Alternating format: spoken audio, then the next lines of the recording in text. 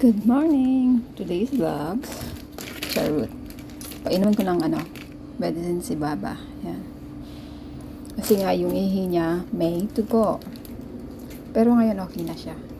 Pang 4th day na niya yung pag-iinom ng ng gamot. Pero good boy naman siya. Lagay ko lang sa bunganga niya, then isaswalo na niya.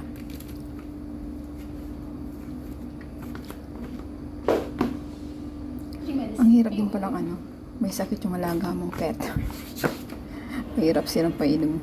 Pero mas nahihirapan ako kay Boda mo. Kasi si Boda mo nangangagat, siya hindi. So, ayan. Ito yung pusang sweet. Tawag ko sa kanya, baboy na simsim. Yan o. Lagay ko lang sa bunganga niya din. So, na niya.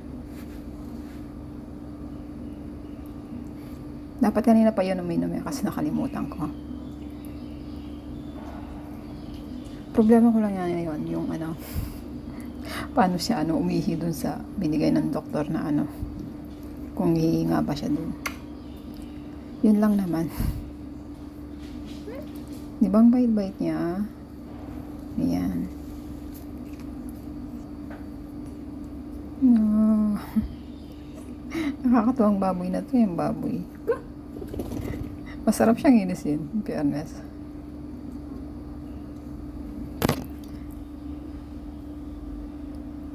Ayan, mukha pa akong hindi nagsuklay. Pero nagsuklay na ako dyan. Charot. So, yun lang naman.